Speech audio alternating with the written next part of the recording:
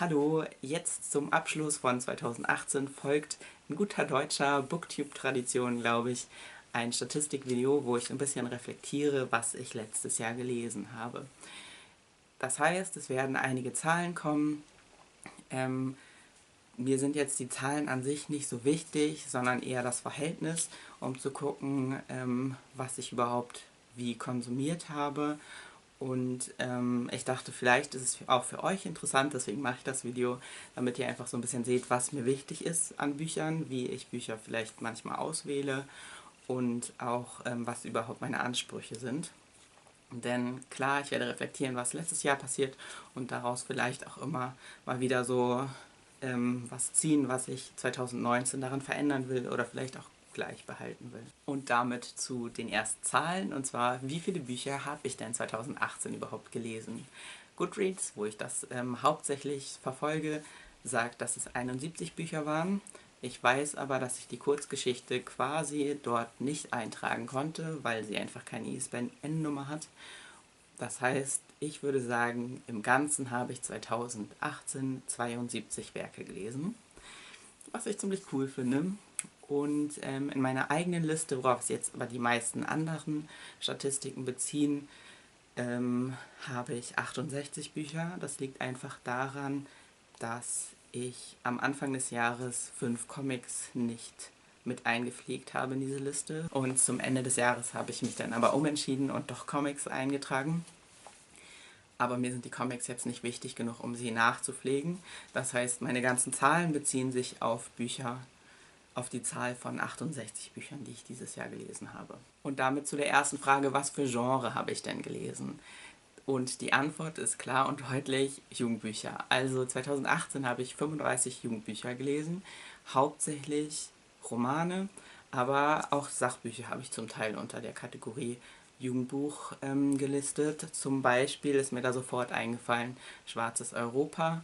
Da werden so schwarze Persönlichkeiten, die in Europa gelebt haben, vorgestellt. Ich konnte es auch lesen, ich habe auch was daran gelernt, aber die ganze Art und Weise, wie es geschrieben ist, also es ist von Jugendlichen geschrieben für Jugendliche. Die nächste Kategorie danach, mit etwas Abstand, sind 21 Bücher, und zwar im Bereich Sci-Fi und Fantasy, wo ich zum Beispiel auch Magical Realism dazu gezählt habe.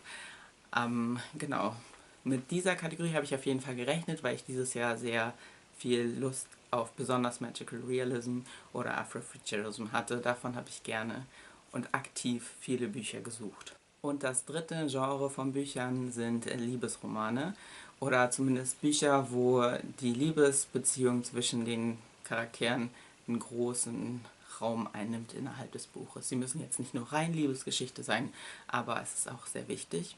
Und zwar sind das 19 Bücher. Was mich jetzt am Ende dieses Jahres tatsächlich sehr überrascht, ist die Kategorie Klassiker, die ich extra aufgeführt hatte, weil ich die letzten Jahre relativ viel Klassiker gelesen habe. Dieses Jahr waren es tatsächlich nur 2 Stück. Einmal am Anfang des Jahres habe ich die Werke von Oscar Wilde zu Ende gelesen und am Ende dieses Jahres habe ich Alice Walker, die Farbe Lila, gelesen. Und ich glaube, das erste Mal seit 4 oder 5 Jahren habe ich kein einziges Klaus Mann Buch gelesen. Es ebbt ab, aber ich habe auch tatsächlich schon alle autobiografischen Bücher von ihm, glaube ich, gelesen. Und seine Romane sind immer so zwiespältig. Auch überrascht hat mich die Sektion Non-Fiction. Vielleicht ein bisschen positiv sogar. Ich habe 19 Bücher davon gelesen, womit ich nicht gerechnet hätte. Ich hätte eher so mit 14 oder 12 gerechnet, sodass ich ungefähr eins im Monat lese. Sind ein bisschen mehr geworden, 19, finde ich sehr schön. Da drin habe ich dann nochmal unterschieden, und zwar von diesen 19 Sachbüchern sind 10 Bücher autobiografisch, also Autobiografien oder mit sehr starken autobiografischen Anteil. Zum Beispiel I'm a Queer Feminist Cyborg, That's Okay von Mika Moorstein habe ich auch unter autobiografisch gezählt, weil viele autobiografische Elemente drin sind. Es ist jetzt keine reine Autobiografie. Aber solche Bücher habe ich auch in autobiografisch gepackt. Und dann sind es 10. Und das sind ein bisschen weniger, weil sonst waren fast alle meine Sachbücher einfach Autobiografien. Und deswegen hätte ich damit gerechnet, ungefähr 12 oder so, also jeden Monat eins zu lesen. Und dann der zweite Punkt, der mir sehr wichtig ist, und zwar Own Voice. Ich habe mir recht viele Gedanken dazu gemacht, was das denn überhaupt bedeutet und so. Das würde jetzt hier den Rahmen sprengen. Aber ich würde unter den Büchern, die ich gelesen habe, 58 Bücher als Own Voice bezeichnen. 3 Bücher würde ich als teilweise Own Voice bezeichnen. Und dann gibt es 6 Bücher, die nicht Own Voice sind. Einmal habe ich die 2 Harry Potter Bücher, die ich dieses Jahr gelesen habe, dazu gezählt. Und dann die anderen Bücher sind, was mir aufgefallen ist, tatsächlich alles Bücher, die ich lesen wollte, als ich so leichte Literatur lesen wollte, so über Schwulsein. Und die sind nämlich alle von Autorinnen geschrieben worden. Und damit gehe ich etwas mehr auf die Autorinnen und Autoren ein und gucke, wie sie positioniert sind.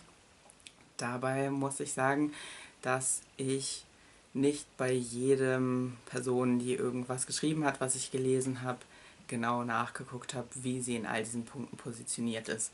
Wenn zum Beispiel einfach alles in einer weißen Logik war, alle Charaktere weiß waren, das Bild von dem Autor und der Autorin aussah, als ob sie weiß wären und es jetzt in der Biografie auch nicht anders, in dieser Kurzbiografie nicht anders drin stand, dann habe ich die Leute schon als weiß einfach gezählt, ohne jetzt lange Hintergrundrecherchen zu betreiben. Und so habe ich das bei anderen Kategorien auch gemacht. Zumal die Identitäten ja auch wandelbar sind. Also ich möchte jetzt nichts hier festmachen, sondern einfach so ein bisschen gucken, woher denn überhaupt die Dinge kommen, wem ich überhaupt zuhöre, wem ich nicht zuhöre. Und damit zur ersten spezifischeren Kategorie. Ich habe 41 Bücher von Frauen gelesen, 27 Bücher von Männern, 4 Bücher von non-binary Personen und bei 2 AutorInnen konnte ich nicht herausfinden, in welche Kategorie sie gehören. Bei all diesen Kategorien haben sich die Leute meistens nicht selber so positioniert und gesagt, ich bin ein Mann, sondern ich bin viel über Pronomen gegangen. Also wenn eine Person they-Pronomen benutzt, habe ich sie in die Kategorie non-binary gepackt. Und damit zur nächsten Kategorie, und zwar wie die Menschen in Bezug auf Rassismus positioniert sind. An erster Stelle von Autoren, die ich gelesen habe, sind Weiße. Und zwar habe ich 32 weiße AutorInnen gelesen. Genau, was ein bisschen weniger als die Hälfte der ganzen AutorInnen ist. Ihr seht es ist relativ viel. Und mir ist auch schon so zur Hälfte des Jahres aufgefallen, woran das liegt. Und zwar hatte ich Probleme, queere Bücher von nicht weißen Leuten zu finden. Also sämtliche Buchvorschläge, die ich leicht gefunden habe, waren von weißen Autoren in Bezug auf queere Bücher. Und hier ist auf jeden Fall ein Ziel von mir, das 2019 ein bisschen zu ändern und ein bisschen tiefer in die Suche zu gehen und mich nicht so leicht abspeisen zu lassen. Am zweitmeisten habe ich schwarze AutorInnen gelesen, und zwar 17. Danach kamen muslimische AutorInnen, und zwar 6, und jüdische Autoren mit 5. Da habe ich tatsächlich mehr muslimische AutorInnen erwartet als jüdische und nicht so ein fast gleiches Ergebnis. Und dann hatte ich noch die Kategorie andere, und das sind 10. Davon sind die meisten Latinx, aber nicht alle. 2016 habe ich mir extra so eine Landkarte geguckt und immer so Nadeln reingesteckt, wo die Autorin, der Autor gewohnt haben, während sie das Buch geschrieben haben. Das habe ich jetzt 2018 nicht mehr gemacht, sondern mir noch grob angeguckt, wie die Leute herkamen. Und zwar kamen 37 AutorInnen aus den USA, 27 AutorInnen aus der EU, da bin ich auch nicht weiter ins Detail gegangen, und 18 kamen woanders her. Unter diesen 18 kamen 6 AutorInnen aus Nigeria und 4 Leute aus Russland. Das Ergebnis, womit ich sehr stark gerechnet habe, was aber auch das eindeutigste ist, dass ich 59 Bücher von CIS-AutorInnen gelesen habe, 10 Bücher von Trans-AutorInnen und kein einziges Buch von einer Interperson. Das würde ich 2019 auf jeden Fall gerne ändern. 2018 habe ich mir auch angeschaut, wie sie in Bezug auf Begehren und Sexualität positioniert sind. Einmal kurz die Ergebnisse. 32 Leute würde ich als hetero bezeichnen, 7 Leute als pan, 18 Leute als homosexuell und 15 Leute konnte ich nicht herausfinden. Hier habe ich mir überlegt, das 2019 nicht mehr zu verfolgen, weil es einfach für queere Bücher ist es interessant auf jeden Fall, ob sie Own Voices sind, dafür ist das wichtig, aber ansonsten ist es nicht unbedingt so wichtig und ist tatsächlich auch einfach schwer nachzuvollziehen. Das waren jetzt alles Informationen zu den Autorinnen und Autoren. Dann habe ich mir noch angeguckt, welche Themen diese Bücher überhaupt behandeln. Und zwar auf die Art und Weise, dass sie sich gesellschaftlichen Normen entgegenstellen oder zumindest diese hinterfragen. Das Thema, was am häufigsten vorkam, war Rassismus mit 37 Büchern. Danach mit 32 Büchern kam Sexismus. Danach mit etwas Abstand kam Homofeindlichkeit mit 27 Büchern. Und dann mit noch weniger, mit 14 Büchern nämlich, kam Transfeindlichkeit. Ableismus waren nur 7 Bücher, wovon 5 dann auch nochmal Bezug auf körperliche Behinderung hatten. So kritische Ansätze gegen Kapitalismus hatten 11 Bücher. Und so Erotik oder Sexualität, Elemente zumindest davon hatten 6 Bücher. Mit den ersten 3 Kategorien bin ich sehr zufrieden. Ich hoffe, dass es nächstes Jahr auch ungefähr so ist. Ich würde gern mehr Bücher, die auch Transfeindlichkeit thematisieren oder einfach Transcharaktere haben, lesen.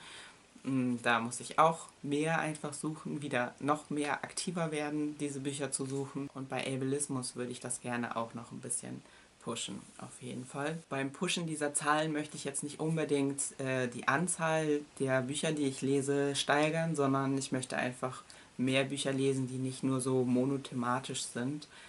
Das ist auch einfach viel interessanter für mich und viel so realitätsnah. Damit zum letzten Teil meiner Statistiken. Und zwar habe ich eine Liste angefangen mit Büchern, die ich letztes Jahr neu bekommen habe. 2018 habe ich 26 Bücher neu bekommen. Davon habe ich 6 Bücher geschenkt bekommen und 3 Bücher als Rezensionsexemplare angefragt. Von den gekauften Büchern habe ich 10 Bücher neu gekauft und 6 Bücher vom Bücherhallen-Flohmarkt oder von einem Flohmarkt gekauft. Und das hat mich überrascht, weil die Jahre davor war es immer umgedreht. Da war es eher 2:1 vom Bücherhallen-Flohmarkt und jetzt sind es halt mehr neue Bücher als gebrauchte Bücher. Ich weiß, über Geld redet man nicht so, aber ich finde es trotzdem wichtig für mich, so einen Überblick zu haben und vielleicht interessiert es einige andere auch. Ich glaube, Leute haben oft den Eindruck, dass ich sehr, sehr viel Geld ausgebe für Bücher, weil ich so viel lese.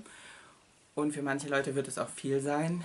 Für mich und so viel Geld, wie ich zur Verfügung habe, bin ich zufrieden, was ich dieses Jahr ausgegeben habe. Und zwar, wenn ihr das nicht wissen wollt, kurz nicht hinhören, aber ich habe ungefähr 143 Euro letztes Jahr für Bücher ausgegeben. Das ist ein Rahmen, mit dem ich vollkommen zufrieden bin. Zumal ich auch geguckt habe, wie viele Käufe ich davon bereue. Und das sind tatsächlich nur 2,5 vielleicht. Beim halben hätte ich gerne das ein bisschen günstiger einfach gebraucht gekauft. 2 Bücher habe ich angefangen zu lesen, aber tatsächlich noch nicht beendet und ich weiß auch nicht, ob ich sie beenden werde. Und damit zur letzten Zahl, und zwar 18. Von diesen 26 Büchern habe ich 18 Bücher bereits beendet, fertig gelesen. Was ich einen guten Schnitt finde. Also zusammenfassend, ich bin recht zufrieden mit 2018. Hier und da will ich für 2019 vielleicht ein bisschen mehr mich motivieren, um ein bisschen was zu verändern und ein bisschen mehr meinen Zielen zu entsprechen, was ich lese. Aber generell lese ich ja nicht darum, um perfekte prozentuale Verteilung zu bekommen, sondern einfach, dass mich Dinge interessieren. Und bei manchen Sachen, die mich interessieren, muss ich halt einfach ein bisschen länger danach suchen als bei anderen. Und das einfach so ein bisschen auf den Schirm zu haben, deswegen mache ich diese Reflexion. Aber genau, ich war dabei. Zusammenfassend bin ich ganz zufrieden mit meinem Lesejahr. Und damit zu der Frage, wie ihr euer Lesejahr 2018 reflektiert, ob ihr das überhaupt macht. Weil früher habe ich das auf jeden Fall nicht gemacht. erst jetzt mit Booktube mache ich das. Und was ihr da verfolgt, also zum Beispiel bei vielen deutschen Booktubern habe ich auch gesehen, dass sie Seitenzahlen und sowas gucken. Davon habe ich gar keine Ahnung bei mir. Oder genau, ob ihr andere Kategorien habt, nach denen ihr geht. Das würde mich sehr interessieren. So am Anfang des Jahres könnte ich ja auch noch neue Kategorien für 2019 aufnehmen. Und damit war's das mit diesem Zahlenfest. Bis bald. Tschüss.